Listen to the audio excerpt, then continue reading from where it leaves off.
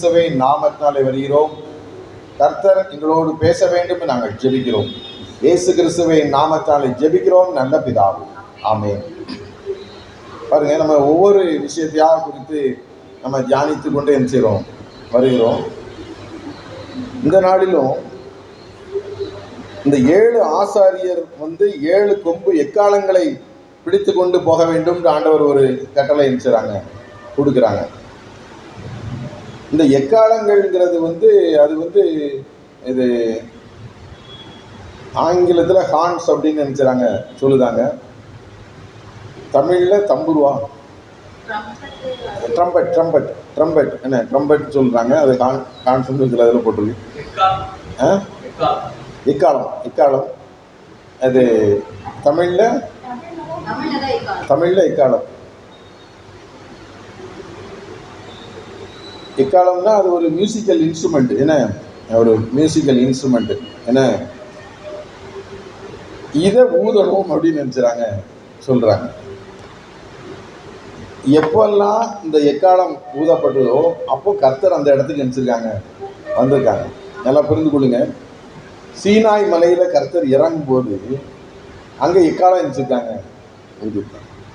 ஊதிருக்காங்க. இந்த எக்கால சத்தம் அதுக்கு பிறகு கடைசி நாட்கள்ல எல்லாரும் வருகை வர்ற நேரத்தில் அவர் ஆரவாரத்தோடும் எக்கால சத்தத்தோடும் வருவார்னு நினைச்சிருக்கு போட்டு. எக்கால சத்தம் அதுலயே நினைச்சது வருது. நீங்க வெளிப்படுத்தல் விசேஷத்துல நீங்க நிறைய படித்து பார்த்தீங்கன்னா அநேக இடங்கள்ல தேவ தூதர்கள் எக்காலங்களை ஊதும் போது ஒவ்வொரு முக்கியமான விஷயங்கள் நினைச்சது. ஆமா, இது முக்கியமான விஷயங்கள் நடக்குது. குதிரைகள் வருது, அங்க அழிவு ஏற்படுது, ஒவ்வொரு காரியங்கள் நினைச்சது நடக்குது. அப்போ இந்த இடத்துல அவங்க எக்காலம் ஊதும் போது அங்க அந்த எரிகோ கோட்டை உடையிறதுக்கு ஒரு அடையாளமா இருந்துச்சு. நல்லா புரிந்து கொள்ளும். நம்ம வாழ்க்கையில எரிகோ கோட்டை மாதிரி பிரச்சனை இருக்கும். முதல் நாளே கர்த்தர் மட்டும் பேசினாங்க. என்ன பேசுனாங்க சிஸ்டர் சொல்லுங்க. இல்ல ஒரு கேள்வி இல்லை, இன்னொரு இது அமைதியா அது இப்போ 2 நாளைக்கு முன்னாடி பேசுனாங்க. முதல் நாள் பேசும்போது அந்த இடத்தை சுற்றி வந்தாங்க எல்லாம். அப்போ அவங்க என்ன மனசுக்குள்ள நினைச்சாங்க? நம்மளால முடியாது. நல்லா புரிந்து கொள்ளுங்க. என்னைக்குமே உங்கள்கிட்ட இருக்கிற பிரச்சனைகளை நீங்களா சரிப்படுத்த இருந்தது. இந்த முடிவுக்கு நம்ம வரணும். நம்மளா சரிப்படுத்தலாம் ஒவ்வொன்றையா செய்து பார்த்தோம்னா நமக்கு மனசுக்கு கஷ்டம். முதல்ல சிரிச்ச முகம் போயிடும். இப்போ கவலை தான் இருக்கும். அப்போ ஆண்டவர் இதை செய்வார். ஆண்டவர் எதனாலும் செய்வார். இதை மட்டும் எதனாலும் செய்வார். அந்த முடிவுக்கு நம்ம வந்துடணும். அப்போ எந்த ஒரு பாரத்தையும் நம்ம மனசுல வைக்கக்கூடாது. நம்ம புரிந்து கொள்ளுங்க. கவலைப்படுகிறதுனால் ஒருவன் ஒரு முழத்தை கூட்டவும் முடியாது, குறைக்கவும் முடியாது. கர்த்தர் மேல் உன் பாரத்தை வைத்து விடு, அவர் உன்னை ஆதரிப்பார். நீதிமானை ஒருபோதும் தள்ளாட விட்டார். இந்த முடிவுக்கு நம்ம வந்தாதான் நம்ம முகம் பிரகாசமா மாறும். என்ன செய்யறது அதை அப்படி ஆக்கிடுவோமா? இது முடியவே முடியாது. அப்போ கர்த்தர் எல்லா காரியத்தையும் அவர் பார்த்துக் கொள்வார். இப்போ இந்த குழல் ஊதுறவங்க குழந்தை சொல்றேன், எக்காலம் ஊதுறவங்க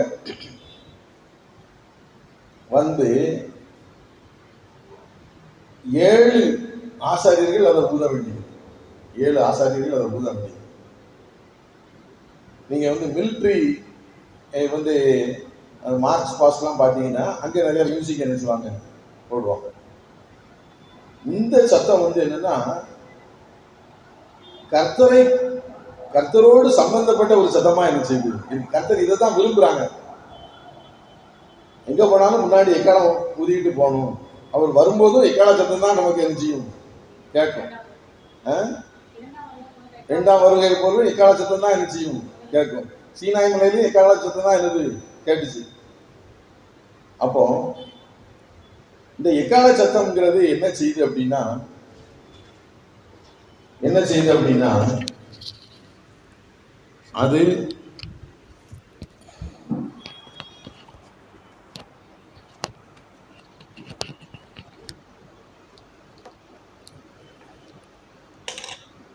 அது சாத்தானுக்கு பயத்தை கொடுக்கக்கூடியதா என்ன செய்யுது இருக்கு.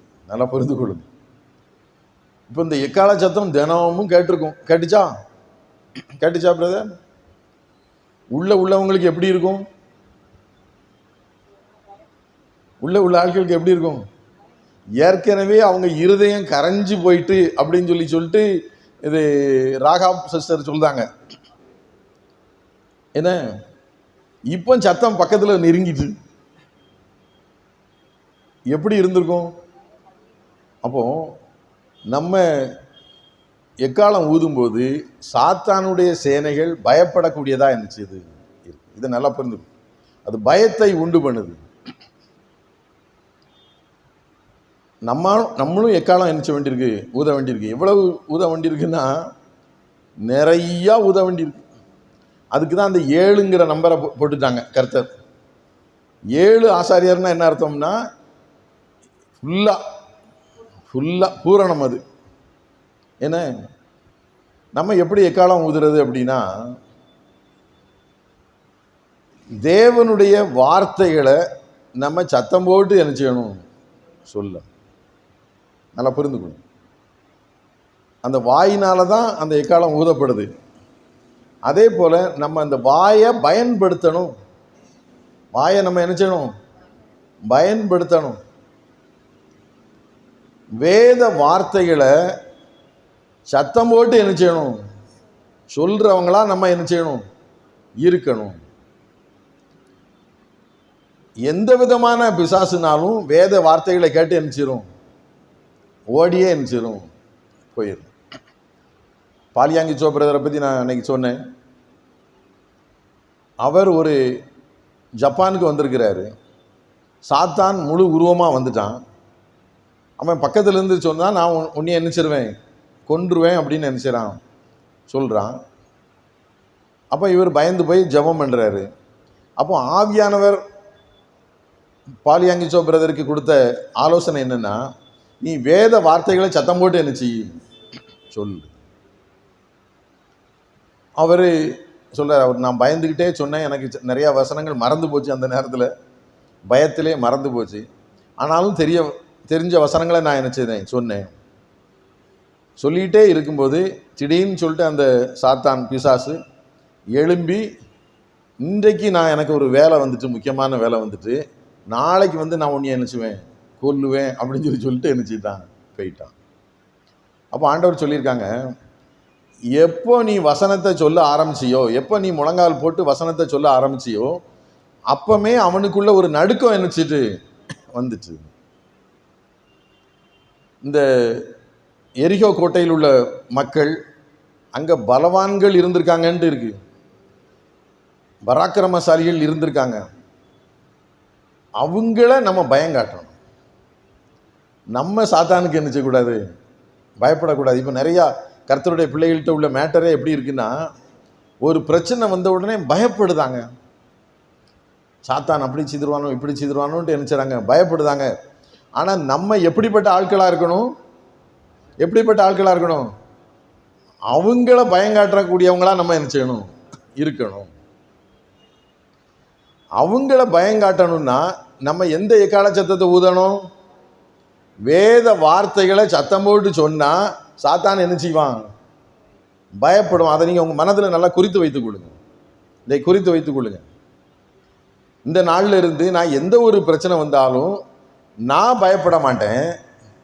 சிஸ்டர் பிரதர் தான் சொன்னாங்க, பயப்படாதேன்னு சொன்னாங்க, அப்படிதானே? நான் என்ன செய்ய மாட்டேன், பயப்பட மாட்டேன். அதற்கு பதிலாக கர்த்தருடைய வார்த்தையை நான் சத்தம் போட்டு என்ன செய்வேன், சொல்லுவேன். வாயை பயன்படுத்தணும். சொல்லுவீங்களா? நல்லா தெளிவாக சொல்லணும், வாயில் முணுமுணுக்க கூடாது. தெளிவாக சாத்தானுக்கு கேட்குற மாதிரி என்ன செய்யணும், சொல்லணும். அப்படி சொன்னால் சாத்தான் என்ன செய்வான், பயப்படுவான். நல்லா புரிந்து கொள்ளு. அப்போ நம்முடைய வாயிலிருந்து கர்த்தருடைய வார்த்தைகள் விலகி என்ன செய்யக்கூடாது, போகக்கூடாது. வார்த்தை வசனம் அப்படி என்ன செய்யுது இருக்கு. ரெண்டாவது, பாட்டு படித்து என்ன செய்யணும், துதிக்கணும். சும்மா இருக்கிற நேரங்களில் வீட்டில் வந்து கர்த்தரை மகிமைப்படுத்தக்கூடிய, உயர்த்தக்கூடிய தெரிந்த பாடல்களை சத்தம் போட்டு நம்ம என்ன செய்யணும், படிக்கணும். துதி செலுத்தினால் சாத்தான் ஓடி போவான். இதுதான் நமக்கு வந்து வார்த்தை. நம்ம துதிக்க ஆரம்பிச்சிட்டோம் அப்படின்னா, பாட்டு படித்து துதிக்க ஆரம்பிச்சிட்டோம்னா சாத்தான் நினைச்சிருவான், ஓடியே போயிடுவான். நம்ம வீட்டில் நீதிமான்களின் வீடுகளில் கம்பீர சத்தம் கேட்கும். கம்பீரமாக கர்த்தரை என்ன செய்யணும், துதித்து பாட்டு படிக்கணும். சிஸ்டர் அன்னைக்கு செய்தி கொடுத்தாங்க.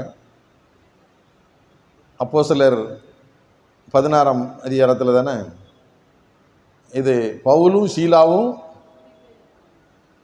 வந்து ராத்திரி போல் என்ன செய்தாங்க, பாட்டு படித்து என்ன செய்தாங்க, துதிச்சாங்க. கையில் விலங்கு, காலில் விலங்கு, தொழு மரத்தில் கட்டி வச்சுருக்காங்க. எங்கே முதுக திருப்ப முடியுமா, எழுந்துச்சு உட்கார முடியுமாங்கிறதெல்லாம் தெரியல. சாப்பிட்டாங்களோ சாப்பிடலையோ, ஆனால் 2 பேரும் சேர்ந்து என்ன செய்தாங்க, பாட்டு படித்து துதிச்சாங்க.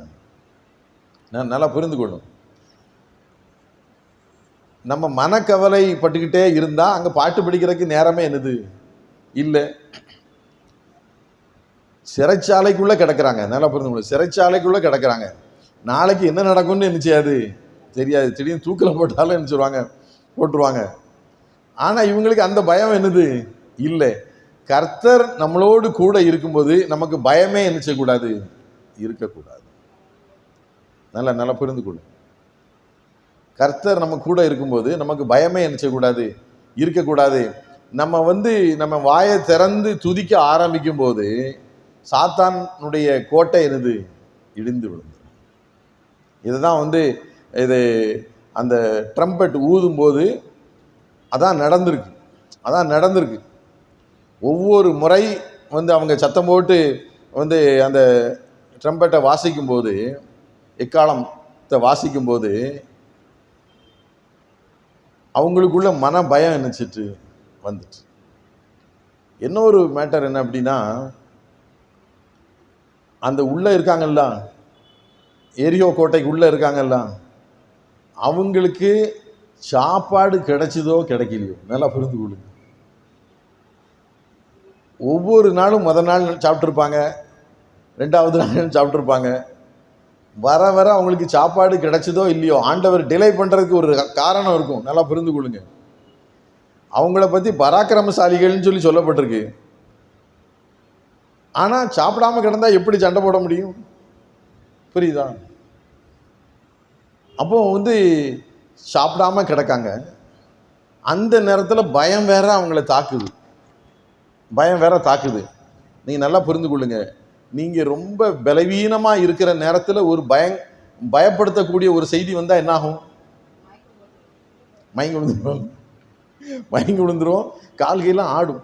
அப்படிலாம் இது நிறையா இது இன்சிடென்ட் நான் பார்த்துக்கவும் செய்தேன். நம்ம வாழ்க்கையிலையும் சில காரியங்களை சொன்ன உடனே நமக்கு கால்கையெல்லாம் என்ன செய்யும், ஆடும்.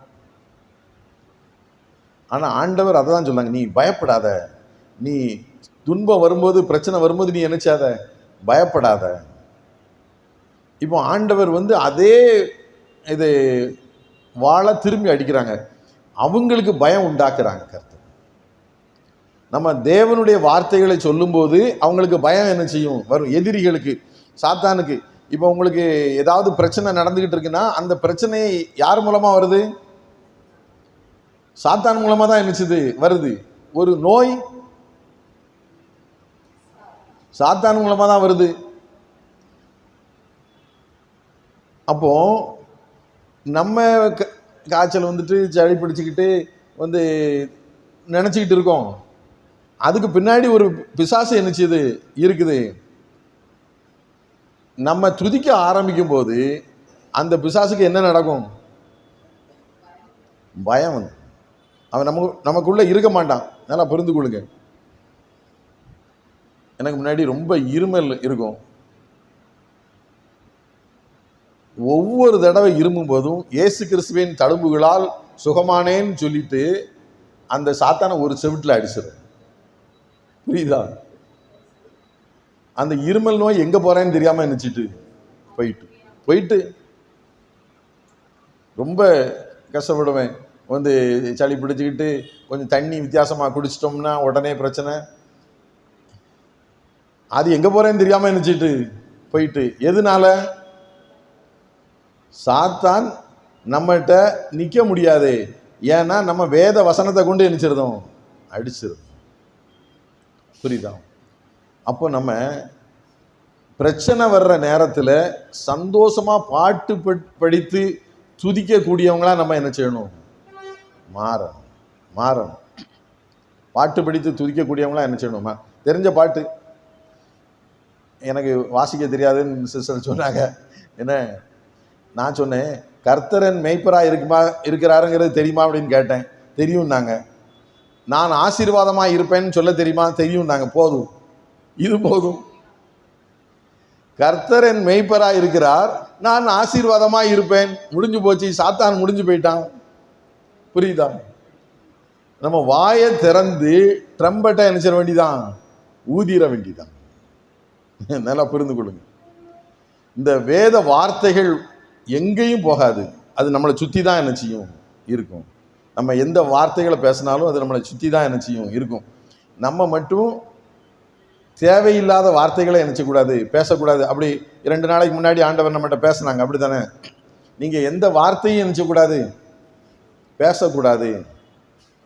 பேசுனா வேத வார்த்தைகளை தான் என்ன செய்யணும்? பேச. இப்போ நல்லா புரிந்து கொள்ளுங்க. முதல்ல நம்ம வந்து வேத வார்த்தைகளை சத்தம் போட்டு சொல்கிறவங்களா என்ன செய்யணும்? இருக்கணும். 2வது பாட்டு படித்து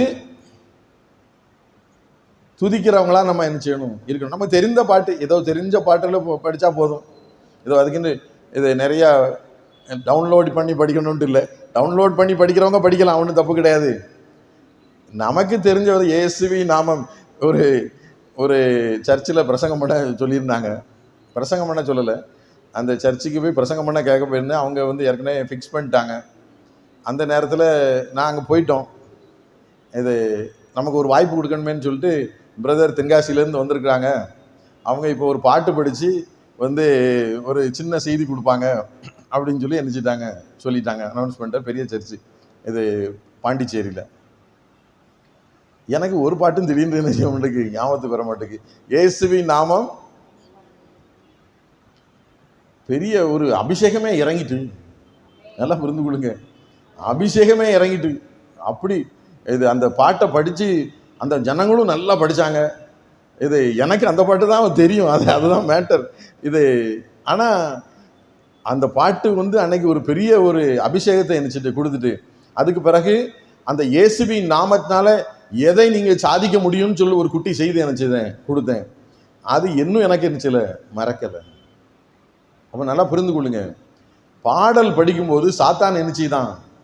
தொலைஞ்சான். எங்கள் சித்தி இது இப்போ இல்லை, அவங்க என்னைய கூப்பிட்டு சொல்லுவாங்க, பாஸ்கர், வாழ்க்கையில் எனக்கு பிரச்சனைலாம் வரும்போது, என் கணவனுக்கு ஏதாவது பிரச்சனை வந்தாலும் நான் வந்து இந்த ரூம்குள்ளே போய் பாட்டு படிக்க தொடங்கிடுறேன். பாட்டு படிச்சுக்கிட்டே இருப்பேன். எங்கள் மாப்பிள்ளை வந்து வெளியே போயிருப்பாங்க, அந்த பிரச்சனையை டீல் பண்ணுறதுக்காக போயிருப்பாங்க. நான் பாட்டு மட்டும் படிச்சுக்கிட்டே என்ன செய்வேன்? இருப்பேன். கர்த்தரை துதித்து பாட்டு படிச்சுக்கிட்டே இருப்பேன். எவ்வளோ நேரம் படிப்பேன்? அவங்க நல்ல செய்தி கொண்டு வர்ற வரைக்கும் படிப்பேன். அவங்க போயிட்டு சில நேரத்தில் ரொம்ப நேரம் கழித்து தான் நினச்சிவாங்க வருவாங்க. அது வரைக்கும் நான் பாட்டு படிச்சுக்கிட்டு இருப்பேன். வரும்போது நல்ல செய்தியாக தான் நினச்சிவாங்க வருவாங்க. ஒரு நாளும் தோல்வி அடைந்ததே இல்லை. அதனால் நீ பாட்டு படித்தா கர்த்தர் செயல்படுவாங்க அப்படிங்கிற அந்த ஒரு ரகசியத்தை நீ இன்னைக்கு புரிந்து கொள் அப்படின்னு சொல்லிட்டு என்கிட்ட அவங்க நினைச்சிருக்காங்க, சொல்லியிருக்காங்க.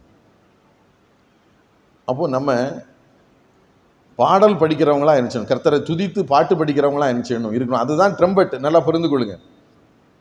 முழுசும் 7ங்கிறது முழுசும் படிச்சுக்கிட்டே இருக்கணும். அதற்கு பிறகு விசுவாச வார்த்தைகளை தான் நம்ம என்ன செய்யணும், பேச. நல்லா புரிந்து. என் பிள்ளைகள் நல்லா இருப்பாங்க, முடிஞ்சு போச்சு. நாங்கள் நல்லா இருப்போம், முடிஞ்சு போச்சு. கர்த்தர் எங்கள் கடைசி வரைக்கும் எங்கள் கூட இருந்து எல்லா தேவைகளையும் சந்திப்பாங்க. கர்த்தர் எங்களுக்கு நல்ல வீடுகளை தருவாங்க. கர்த்தர் எங்களுக்கு கோடி கோடியான ஆத்துமாக்களை நினைச்சுவாங்க, தருவாங்க.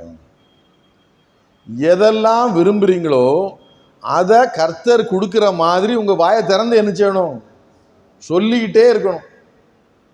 அதான் விசுவாச வார்த்தை. விசுவாச வார்த்தை செயல்படுமா? நீங்க எதை பேசுறீங்களோ அதுதான் உங்க வாழ்க்கையில நடக்கும். அதை மட்டும் நீங்க புரிந்து கொள்ளுங்க. நீங்க எதை பேசுறீங்களோ. இப்போ வாழ்க்கையில என்ன நடந்துகிட்டு இருக்கு? இப்போ வாழ்க்கையில என்ன நடந்துகிட்டு இருக்குன்னா, 2 வருஷத்துக்கு முன்னாடி நம்ம என்ன பேசணுமோ அதனுடைய பலன் தான் இப்போ வந்துகிட்டு என்னச்சுது இருக்கு. நல்லா புரிந்து கொள்ளுங்க. ஏன், நானும் கர்த்தருடைய பிள்ளை தானே, நானும் கர்த்தரை காலையில் எழுஞ்சி தேட தானே செய்தேன், எனக்கு ஏன் இவ்வளோ பிரச்சனை? நீ 2 வருஷத்துக்கு முன்னாடி 5 வருஷத்துக்கு முன்னாடி என்ன பேசுனா? உன் வாயிலிருந்து என்ன வார்த்தை வந்துச்சு? விசுவாச வார்த்தை வந்துச்சா, அவிசுவாச வார்த்தை வந்துச்சா? என்ன வந்துச்சு? அவிசுவாசமா நிறைய பேசி தள்ளிடுவாங்க. சிலவங்க பேச ஆரம்பிச்சாங்கன்னா நிப்பாட்டவே முடியாது. என்னத்தையாவது பேசி அந்த கதை இந்த கதைன்னு சொல்லி உலக பிரச்சனைகளெல்லாம் சொல்லி கடைசியில் அந்த பிரச்சனை இவங்களுக்கே வர்ற மாதிரி ஆக்கிடும். தெருவில் போகிற இது நாயை இது காத்த பிடிச்சி இழுத்தான்னு ஒரு பழமொழி உண்டு. என்ன, அதே மாதிரி தெருவில் போயிட்டு இருக்கும் பிரச்சனை, அந்த பிரச்சனையை நம்ம பேசி, அந்த பிரச்சனையை பேசுறதுனால என்ன நடக்கும் தெரியுங்களா? அந்த பிரச்சனை தெருவில் போயிட்டு இருக்கிறது திரும்பி நம்ம வீட்டுக்கு என்ன செய்யும், வரும். நல்லா புரிந்து கொள்ளுங்க. வீணான பிரச்சனைகளை பேசவே கூடாது. அடுத்தவங்கள பிரச்சனைகளை நம்ம நினைச்சக்கூடாது, பேசவே கூடாது. அபசகனமாகவும் அவிசுவாசமும் நம்ம வாயினால நினைச்சக்கூடாது, பேசவே கூடாது. அதற்கு பதிலாக விசுவாச வார்த்தைகளை நம்ம என்ன செய்யணும், பேச. அதுதான் சாத்தான பயங்காட்டும். நல்லா புரிஞ்சுக்கணும். நாங்கள் நல்லா இருப்போம், நாங்கள் ஸ்ட்ராங்காக இருப்போம், நாங்கள் நீடித்த ஆயுசு நாட்களோடு இருப்போம். அப்படிதான் வேதம் சொல்லுது. வேதம் அப்படிதான் என்னச்சுது சொல்லுது. அப்போ நம்ம பேசக்கூடிய வார்த்தைகள் எல்லாமே எப்படி இருக்கணும்? நல்லது நடக்கும், கர்த்தர் எங்களுக்கு நன்மை செய்வாரு, கர்த்தர் எங்களுக்கு அற்புதங்களை செய்வாரு, கர்த்தர் எங்க கூட இருக்கிறாரு, இதை தான் நம்ம என்ன செய்யணும், பேசணும். வாய் தவறி ஒரு தடவை நம்ம நல்லா புரிஞ்சுக்கங்க, ஒரு தடவை பேசினா கூட அந்த பானை உடஞ்சிரும். பானையில் பாயாசம் காய்ச்சி வச்சிருக்கோம், அந்த பானையில் ஒரு கல்லை போட்டாச்சுன்னா புரியுதா? அப்போ நம்ம வாயை எரிச்சக்கூடாது.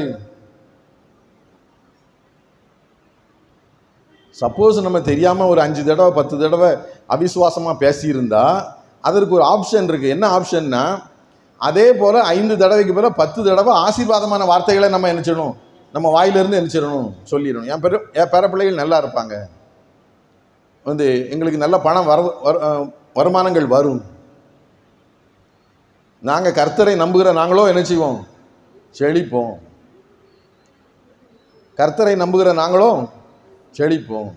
ஐஸ்வர்யத்தின் தேவன் எங்கள் குறைவுகளை நிறைவாக்குவார். இயேசு கிறிஸ்துவினுடைய தரித்திரத்தினாலே நாங்கள் ஐஸ்வர்யவான்கள் ஆகிறோம். ஜாதிகளின் பலத்த சேனை எங்களிடத்துக்கு என்ன செய்யும், வரும். ஜாதிகளின் பலத்த சேனை எங்களிடத்துக்கு என்ன செய்யும், வரும். இப்படி நம்ம நல்ல வார்த்தைகளை நம்ம வாயிலிருந்து பேசிட்டு இருந்தா அதுதான் அந்த இது எக்காலம் ஊதுற மாதிரி. புரியுதா? நம்ம வாயை பயன்படுத்த வேண்டியவங்களா நம்ம நினைச்சிரோம் இருக்கணும். நமக்கு ஒரு ஆயுதம் இருக்கு, அதான் வாய்.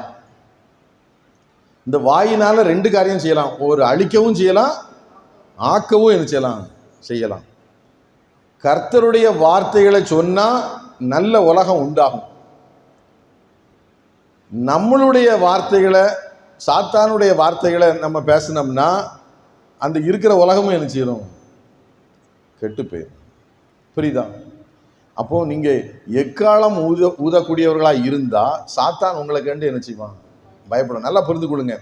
சாத்தான் ஒவ்வொரு நாளுக்கு நாள் வீக் ஆகிட்டே இருக்கான்.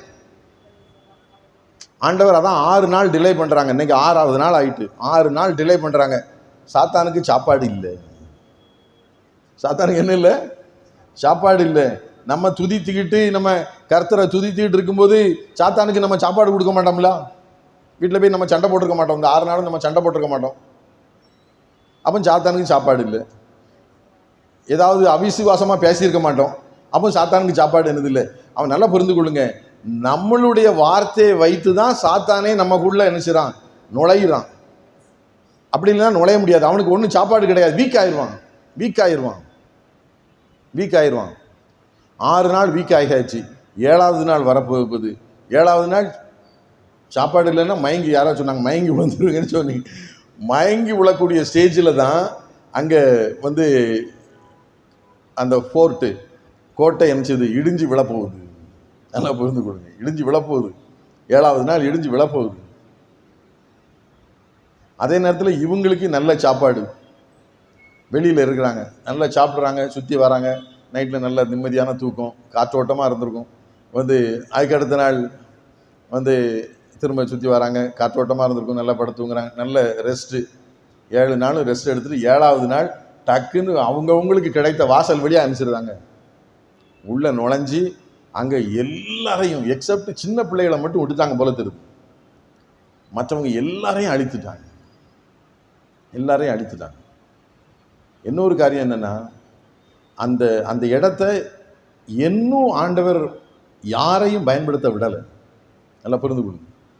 அது மண்மேடாக தான் இன்னும் இருந்துச்சுதான் இருக்கலாம். பாபிலோன்ட்டு ஒரு இடம் இருந்திருக்கலாம்.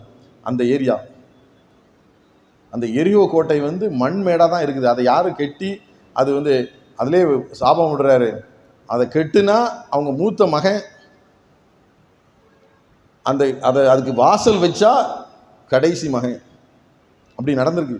அப்படி ஒருத்தங்க செய்து நடந்திருக்கு. அப்படி அப்போ ஆண்டவர் ஒரு இடத்த அழிக்கணும்னு விரும்பிட்டாங்கன்னா அவங்க அழிச்சே நினைச்சிருவாங்க, தீர்த்துருவாங்க. நம்ம மட்டும் கர்த்தரை துதித்துக்கிட்டே நினைச்சிடணும் இருக்கிறோம். ஆண்டவருடைய வார்த்தைகளை தான் சொல்லணும். நம்ம வார்த்தைகளை நினைச்சக்கூடாது, சொல்லக்கூடாது. ஆண்டவரை துதித்து பாட்டு படிக்க தேவ தூதர்கள் நிறைய இறங்கிடுவாங்க நமக்கு சப்போர்ட்டா. நல்லா புரிந்து கொள்ளுங்க. நமக்கு சப்போர்ட்டா இறங்கிடுவாங்க. நம்ம வார்த்தைகளையும் நல்ல வார்த்தை பேசியாச்சுன்னு வைங்க, சாத்தான் நம்மளை தொடவே முடியாது. சாத்தான் நம்மளை நினைச்ச முடியாது, தொட முடியாது. நல்லா புரிந்து கொள்ளுங்க. நான் ஏற்கனவே சொன்ன மாதிரி இப்போ நமக்கு நடந்துகிட்டு இருக்க பிரச்சனைகள் 2 வருஷம் 3 வருஷம் 5 வருஷத்துக்கு முன்னாடி பேசின வார்த்தைகள் உள்ள பிரச்சனைகள் தான் இப்போ நடந்துகிட்டு இருக்கு. இப்போ அதை உடைக்கிறதுக்காக தான் நம்ம இங்கே இந்த இடத்துக்கு வந்திருக்கோம். இனிமே மாறிடும். நம்ம இனிமே அதை கெடுத்துடக்கூடாது. நம்ம விசுவாச வார்த்தைகளே பேசி சாத்தானை அழிச்சிடணும். நல்லா புரிந்து. நான் நல்லா இருப்பேன், என்னை சுற்றத்தின நல்லா இருப்பாங்க, என் பிள்ளைகள் நல்லா இருப்பாங்க, என் பேர பிள்ளைகள் நல்லா இருப்பாங்க, எல்லாரும் என்கிட்ட அன்பாக இருப்பாங்க, நான் நீடித்த ஆயுசு நாட்களோடு இருப்பேன், நான் காண்டாமிருகத்துக்கு ஒத்த பலனோட நான் இருப்பேன். அப்படி சொல்லணும். சாத்தான் சொல்லுவான், நீ எவ்வளவு நாள் இல்லை, நான் நீடித்த ஆயுசு நாட்களோடு இருப்பேன். ஏன்னா அந்த வானத்தையும் பூமியும் படைத்த கடவுள் எனக்கு கூட உள்ள இருக்கிறாரு. அவர் ஆவியினாலும் அக்னியினாலும் அபிஷேகம் பண்றாரு. பிரதர் நல்லா பேசினாங்க. நம்ம ஆவியினாலும் அக்னியினாலும் நம்மளை அபிஷேகம் பண்றதுக்கு தான் கர்த்தர் நினைச்சிருக்காங்க, வந்திருக்காங்க, நினைச்சுதாங்க பேசுனாங்க. அப்போ நல்லா புரிந்து கொள்ளுங்க. நம்ம எக்காலம் ஊதுறவங்களா இருக்கணும். வேத புஸ்தகத்தை எங்க போனாலும் எடுத்துட்டு போறவங்களா நம்ம இருக்கணும். நம்மளால எதுவும் செய்ய முடியும்னு சொல்லிட்டு ஒரு நாளும் நினைச்சிடக்கூடாது. அப்போ நம்ம இப்படி நம்ம நடந்தோம்னா ஆண்டவர் நமக்காக யுத்தம் பண்றவரா இருக்கிறார். அவர் ஏற்கனவே வந்துட்டார். நல்லா பண்ணுங்க. அவர் ஏற்கனவே வந்துட்டாரு.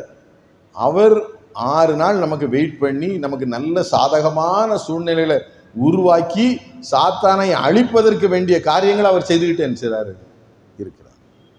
அப்போ நீங்கள் நம்ம விசுவாசிக்கணும், இனிமேல் என் வாழ்க்கையில் நன்மை தான் என்ன செய்யும் நடக்கும். நம்ம ஜெபம் பண்ணுற இடத்துல தான் வெற்றி தான். புரியுதா? அப்போ நம்ம இது இந்த 6 நாள் ஆராதனையை நம்ம முடித்திருக்கிறோம். நாளைக்கு 7வது நாள். இது கர்த்தர் எல்லா தடைகளையும் நீக்கி எல்லா நன்மைகளையும் கொடுக்கக்கூடிய நாளாக நினச்சிது இருக்குது. முடிந்த வரைக்கும் எல்லாரும் கலந்து கொள்றதுக்கு நினச்சிங்க, முயற்சி பண்ணுங்கள். காலையில் 10 மணிலேருந்து 12 மணி வரைக்கும் ஒரு ஆராதனை நடக்கும். அதுக்கு பிறகு மத்தியானம் 2 மணிலேருந்து 7 மணி வரைக்கும் ஆராதனை நடந்துக்கிட்டே என்ன செய்யும் இருக்கும். யார் யாருக்கெல்லாம் வாய்ப்பு கிடைக்குதோ எல்லாரும் என்ன செய்யுங்க, வாங்க. ஆண்டவர் பெரிய அற்புதங்களை என்னச்சுவாங்க செய்வாங்க. ஐயோ குறிப்பிட்ட நேரத்துக்கு போக முடியலன்னு சொல்லிட்டு வராமல் இருந்துடாதங்க. அப்படி வந்தாலும் ஏதாவது வேலை இருந்தால் நீங்கள் போனாலும் என்னச்சலாம் போகலாம், ஒன்றும் பிரச்சனை கிடையாது. நாங்கள் தொடர்ந்து துதி செலுத்திக்கிட்டே இருப்போம். ஏன்னா 7 மணி நேரம் சுற்றிடுவோம். புரியுதா? கர்த்தர் பெரிய வெற்றிகளை நமக்கு என்னச்சுவாங்க தருவாங்க. ஜபம் பண்ணுவோம். ஹல்லேலூயா. ஜபம். அன்பு மகா பரிசுத்தம் நிறைந்த எங்கள் அருமை பிதாவே, இயேசு கிறிஸ்துவின் நாமத்தினாலே வருகிறோம். நீர் எங்களோடு திட்டவட்டமாய் பேசியிருக்கிறீர் ஆண்டவரே. உங்களுடைய வாயை பயன்படுத்தி சாத்தானுக்கு பயம் உண்டாக்குங்கள் என்று நீர் திட்டவட்டமாய் எங்களோடு பேசியிருக்கிறீர். நாங்கள் கருத்தாய் இந்த காரியங்களை செய்ய கர்த்தர் எங்கள் ஒவ்வொருவருக்கும் கிருபை செய்ய வேண்டும் நாங்கள் ஜெபிக்கிறோம். இங்கே நாங்கள் கேட்கிற வசனங்கள் மறந்து போகாதபடிக்கு சாத்தானை நாங்கள் கட்டி போடுகிறோம். எந்த ஒரு பிசாசும் இந்த வசனங்களை பொறுக்கி கொண்டு செல்லாதபடிக்கு இயேசு கிறிஸ்துவை நாமத்தால் அவைகளை கட்டுகிறோம். நீங்கள் கேட்கிறவர்களாய் மாத்திரமல்ல, அதன்படி நடக்கிறவர்களாயும் இருங்கள். இந்த வார்த்தையின்படி நாங்கள் கேட்ட வசனங்களின்படி நாங்கள் நடக்க கர்த்தர் எங்களை பலப்படுத்திட வேண்டும் நாங்கள் ஜெபிக்கிறோம். இங்கே வந்திருக்க ஒவ்வொரு நபர்களையும் நான் ஆசீர்வதிக்கிறேன். எல்லா பலவீனங்களும் இயேசு கிறிஸ்துவை நாமத்தால் நீங்கி போவதாக. தெய்வீக சமாதானம் இவர்களை நிரப்பட்டும். இங்கு வருவதற்கு தடைப்பட்டு போன நபர்களுக்கும் தெய்வீக சமாதானம் நிரப்பட்டும் ஆண்டவர். உலக மனிதர்கள் 850 கோடி ஜனங்களையும், உலகத்தில் பிறக்க போகிற சகல ஜனங்களையும், அந்த அருமாக்கம் ஜனங்களையும் கர்த்தர் ரட்சித்து உங்களுடைய பரிசுத்தாவினால் நிரப்பியற வேண்டும் என்று கருத்தாய் ஜெபிக்கிறோம். இயேசு கிறிஸ்துவை நாமத்தாலே ஒரு மனதோடு ஜெபிக்கிறோம் நல்ல பிதாவே. ஆமென்.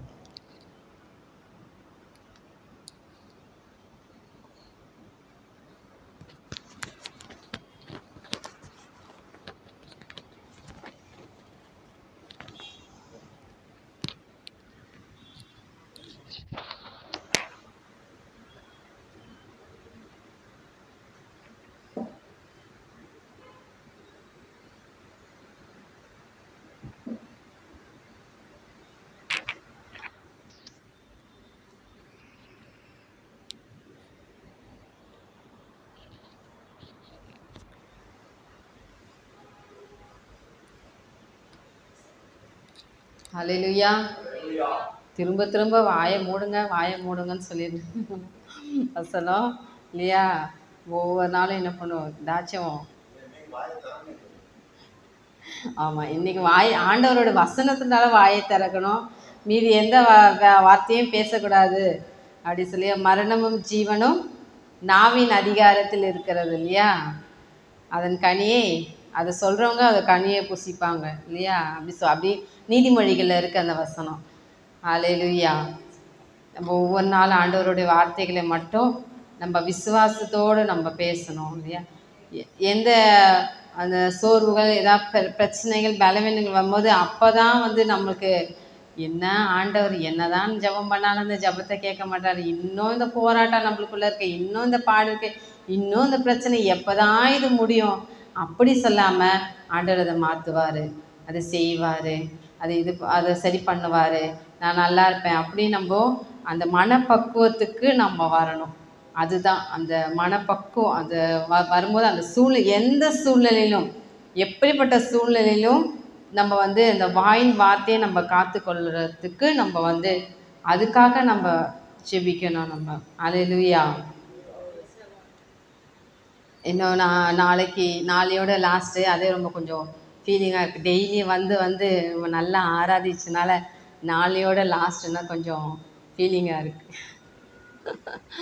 டெய்லி ஆண்டவர் ஆராதிக்கிறது அதனால் நாளைக்கு முடிஞ்ச அளவுக்கு நான் 2 மணிக்கே நம்ம எல்லாரும் வந்துடணும். வந்துட்டு நம்ம நல்லா 7 மணி வரைக்கும் நல்லா ஆண்டவரை ஆராதிக்கணும், துதிக்கணும். நாளையோடு நம்ம எல்லா பிரச்சனைக்கும் ஒரு ஃபுல் ஸ்டாப். நம்ம குடும்பத்தில் எல்லாம் நமக்கு இல்லை, நம்ம சுற்றியுள்ள நம்ம குடும்பத்தில் எல்லாருக்கும் நம்ம யாரெல்லாம் மனசில் நினச்சிருக்கிறோமோ அவங்க எல்லாரோட வாழ்க்கைக்கும் நாளைக்கு ஒரு ஃபுல் ஸ்டாப் ஆண்டவர் வைக்கிறாரு. நீங்கள் சும்மா இருங்க, நான் உங்களுக்காக யுத்தம் பண்ணுவேன். ஆமென். அதை தான் ஆண்டவர் சொல்ல, நீங்கள் சும்மா இருங்க, நாளைக்கு அவர் யுத்தம் பண்ணுகிற நாள் இல்லையா? ஹல்லேலூயா. நம்ம ஜெபிப்போம். அப்பா, எங்களை அதிகமாக நேசிக்கிற எங்கள் நல்ல தகப்பனே, ஆண்டவரே கர்த்தாவே, இந்த நாளில் ஆண்டவரே அப்பா, இந்த 6 நாள் ஆண்டவரே கர்த்தா, அந்த எரிகோ யுத்த ஆராதனை ஆண்டவரே, துதி ஆராதனைகளை கர்த்தர் தாமே ஆண்டவரே நீ நடத்தி கொடுத்த கிருபைக்காக உமக்கு நன்றி செலுத்துகிறோம், நன்றி செலுத்துகிறோம், நன்றி செலுத்துகிறோம் ஆண்டவரே. அப்பா கர்த்தாவே, துதிக்க ஆண்டவரே கர்த்தாவே, எங்களுக்குள்ள ஒரு ஆனந்தம், ஒரு இன்பம், ஒரு சந்தோஷம், ஒரு சமாதானத்தை அப்பா ஒவ்வொரு நாளும் நீர் கொடுத்தீரே, உமக்கு நன்றி தகப்பனே.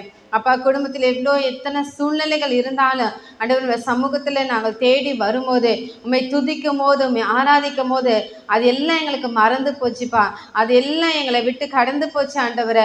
அப்பா, எங்கள் நினைவில் இருக்கிறதெல்லாம் உண்மை துதிக்கிறது, உண்மை உயர்த்துறது, அப்பா உண்மை போற்றி பாடுவது என்பது கர்த்தாவே இந்த 6 நாள் எங்களுக்கு கிருபையாய் கொடுத்தீரே. இந்த பாக்கியம், இந்த ஸ்லாக்கியம் அநேகருக்கு இது கிடைக்காமல் இருக்கிறது ஆண்டவரே. கர்த்தர் தாமே ஆண்டவரே அவர்களை நாளைக்கு கர்த்தர் கொண்டு வரும்படிக்காய் ஜெபிக்கிறோம் ஆண்டவரே. அப்பா, நாளை கர்த்தாவே ஸ்தோத்திரம் நடக்கிற அந்த 7 மணி நேரம் ஆண்டவரே துதி ஆராதனையில அப்பா கர்த்தாவே ஸ்தோத்திரம் அப்பா உங்களுடைய மகிமை அளவில்லாமல் இறங்கும்படிக்காய் ஜெபிக்கிறோம் ஆண்டவரே. அப்பா, சகோதரன் சொன்னது போல பரிசுத்த ஆவியினாலும் அக்கினியினாலும் எங்கள் ஒவ்வொருக்கும் ஞானஸ்தானம் கொடுக்கும்படிக்காய் ஜெபிக்கிறோம் ஆண்டவரே. ஒவ்வொருவரையும் அக்கினியாய் நீர் ஆண்டவரே நிரப்பும்படிக்காய் ஜெபிக்கிறோம் ஆண்டவரே. அப்பா, எல்லா தடைகளையும் நீக்கி போட்டு கர்த்தர் நீர் ஒவ்வொருவரையும் கொண்டு வரும்படிக்காய் ஜெபிக்கிறோம் ஆண்டவரே. அப்பா கர்த்தாவே ஸ்தோத்திரம் ஆண்டவர், இந்த வீடியோ மூலம் பார்க்குற ஒவ்வொருவரோடும் நீர் இடைப்படுங்க தகப்பனே, நீர் பேசுங்க தகப்பனே. அப்பா, அவர்கள் சூழ்நிலைகளை நீர் மாற்றும்படிக்காய் ஜெபிக்கிறோம் ஆண்டவரே. வல்லமுள்ள கரத்துக்குள்ள ஒப்பு கொடுக்கிறோம். தொடக்கம் முதல் முடிவரை பரிசுத்த ஆவியானவரே நீர் நடத்தி கொடுத்த கிருபைக்காக உமக்கு ஸ்தோத்திரம் ஸ்தோத்திரம் ஸ்தோத்திரம் ஸ்தோத்திரம். எல்லா துதி கன மகிமை எல்லாம் ஒருவருக்கே செலுத்துகிறோம்.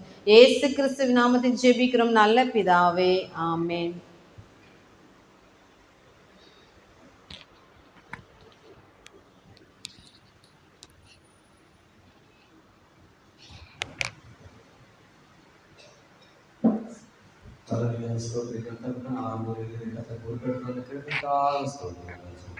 அப்பா ஹalleluya, நன்றியோடு ஸ்தோத்திரிக்கிறோம். அப்பா ஹalleluya, தெய்வீக பிரசனம் அப்பா எங்களை சூழ்ந்து கொண்டிருக்கிறது. அப்பா, இந்த உலகத்தில் அப்பா ஹalleluya வெள்ளி பொன்னும் ஐஸ்வர்யம் எந்த ஒரு இடத்துல நாங்கள் இருப்பதை காட்டிலும் தேவ சமூகத்தில் அதுவும் உண்மை துதிக்கிற இடத்தில் இருக்கும்போது எங்கள் மனசெல்லாம் லெகுவாக மாறிடுச்சு. எவ்வளவோ பாருங்கள், எவ்வளோ சூழ்நிலாம் கர்த்தர் ஒரு செகண்டில் எங்கள் மனதை மாற்றி விடுகிற இந்த தேவ பிரசனத்துக்காக நன்றி செலுத்துகிறோம். எல்லா துதிகளும் நம்ம ஒருவருக்கே செலுத்து, ஒருவருக்கே செலுத்து, ஒருவருக்கே செலுத்துகிறார். நன்றி செலுத்து, நன்றி செலுத்து, நன்றி செலுத்து, நன்றி செலுத்து, நன்றி செலுத்துகிறார். டேவிட் பாடினா சவுலுக்கு விடுதலை, டேவிட் பாடினா சவுலுக்கு விடுதலை, கலக்கம் நீங்கினது, ஆறுதல் வந்தது, கலக்கம் நீங்கினது, ஆறுதல் வந்தது, துதித்து பாடி மகிமை இடிப்போம், மகிழ்ந்து பாடி எரிகோ பிடிப்போம், துதித்து பாடி மகிமை இடிப்போம், மகிழ்ந்து பாடி எரிகோ பிடிப்போம், துதியெடுத்தால் சாத்தான் ஓடுவான், முழுமுழுத்தான் திரும்பி வருவான், பாடி மகிமை இடிப்போம், மகிழ்ந்து பாடி கர்த்தர் ஹalleluya ஒரு நாள் பிரயத்தன கிருபைக்காக ஹalleluya துதித்து பாடின துதி ஒவ்வொரு நாளும் தொடர்ந்து நீ எப்பொழுதே துதித்துக் கொண்டே இருப்பாய். நீ எப்பொழுதும் துதித்துக் கொண்டே இருப்பாய். ஹalleluya ஹalleluya ஹalleluya ஹalleluya ஹalleluya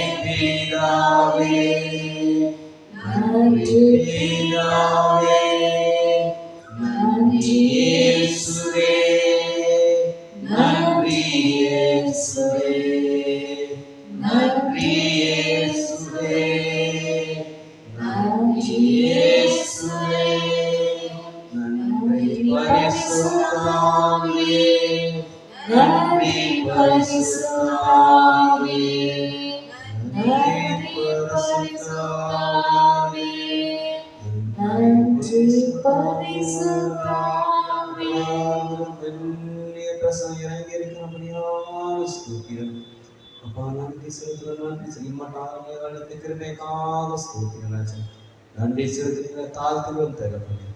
இன்னும் அப்ப நாளைக்கு அப்பா முழுவதையும் பொருட்கள் ஆசிரியங்க வழி நடத்துங்க ராஜா. இரவில் இந்த துதி படுக்கும் போதும் இந்த துதியின் சத்தம் இருதயத்தின் நாளுக்கு ஓடிக்கொண்டே இருக்கணும். அப்படியே செய்யுங்க, ஆசிரியர் வழி நடத்துங்க. எல்லா துதிகளை மகிமை ஆண்டவரை பிரச்சனைவாங்க இயேசு கிறிஸ்துவின் நல்ல பிதாவே. பரமத்தில் எங்கள் பிதாவே, நாமம் பரிசுத்தப்படுவதாக, ராஜ்யம் வருவதாக, சித்தம் பரமண்டலங்களை செய்யப்படுவதற்கு முன்னே செய்யப்படுவதாக. அன்றைய அப்பத்தை இன்று எங்களுக்கு தாங்க. எங்கள் கடவாளுக்கு நாங்கள் நம்பிக்கை எங்கள் பாவத்தை எங்களுக்கு எங்களை சோதனை குற்றவை செய்ய பண்ணாமல் தீமை ரசித்து காத்துக் கொள்வோம். ராஜ்யம் வல்லமை கனம் மகிமை என்றென்றைக்கும் என் ஆத்துமாவே கர்த்தரை ஸ்தோத்திரி, என் முழு வல்லமை பரிசுத்த நாமத்தை ஸ்தோத்திரி. என் ஆத்துமாவே கர்த்தரை ஸ்தோத்திரி, கர்த்தர் செய்த சகல குணம் மறவாதே. கிருபையும் பிதாவாகிய தேவனுடைய பரிசுத்தாவின் அன்பிற்கும் இன்றும் என்றும் சதாகாலம் அனுபவிப்பதாக. அல்லேலூயா அல்லேலூயா அல்லேலூயா.